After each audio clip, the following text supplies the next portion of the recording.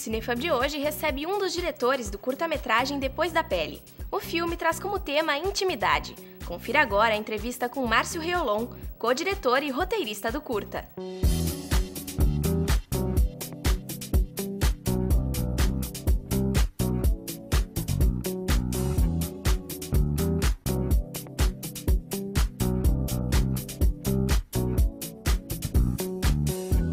Minha relação com o cinema começou quando eu tinha 4, 5 anos, que eu tenho insônia desde muito criança, assim. Meu pai tem também, minha avó tinha uma coisa genética na minha família, então eu ficava acordado de madrugada e meu pai também, e a gente ficava na sala vendo filme os dois, assim. Então eu me sentia super sozinho, assim, por ser criança e estar acordado, assim, no meio da noite, e os filmes pra mim eram minha companhia, eram tipo minha válvula de escape. Então com 10, 12 anos de idade eu já tinha visto quase todos os clássicos de Hollywood, assim. Então tive um caminho meio às avessas no cinema e isso foi o que me acompanhou ao longo da vida, então foi assim.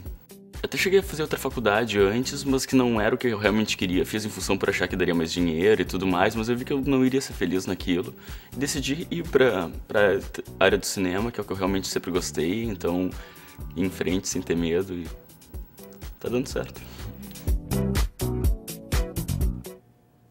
Então leva flores. O quê?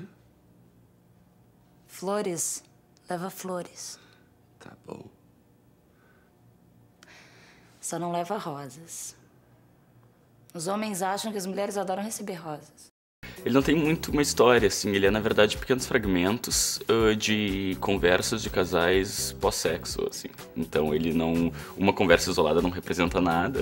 O que acontece é quando tu põe elas juntas, elas formam um panorama sobre intimidade, que é o tema que a gente aborda dentro do filme.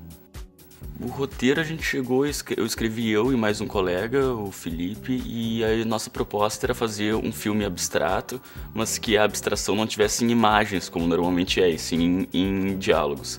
Então a gente partiu primeiro de uma ideia de talvez usar só frases soltas, assim, e que juntas elas compusessem alguma coisa, até que a gente chegou na ideia de ter realmente fragmentos, assim, de alguns casais, e que eles juntos, então, formassem esse panorama da intimidade.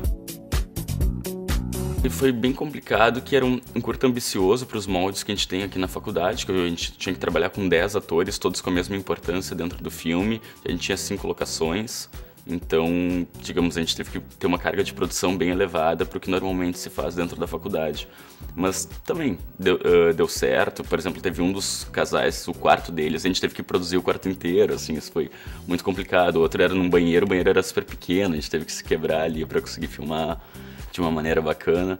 Teve uma outra que foi num motel, que era muito complicado, porque a gente tinha que falar muito baixo enquanto a gente estava gravando, porque tinha pessoas nos outros quartos. Então isso foi um pouco desafiador, assim, também na hora de gravar. E também ter que produzir um quarto foi difícil, mas no geral o trabalho com os atores, pelo menos, que era o mais importante do filme pra mim, foi muito tranquilo, porque todos se dedicaram muito e eram muito talentosos, então isso a gente conseguiu fazer sem grandes problemas. Foi o meu filme de conclusão na faculdade, então a gente teve todo o apoio da PUC aqui, em termos de equipamento e tudo mais. A gente se organizou num grupo muito bacana dentro da minha turma, assim. Claro, como é curta universitário, umas pessoas se dedicam mais, outras menos. Teve alguns problemas nesse sentido, mas o resultado final ficou legal, eu acho que é isso que vale, então acho que foi bacana.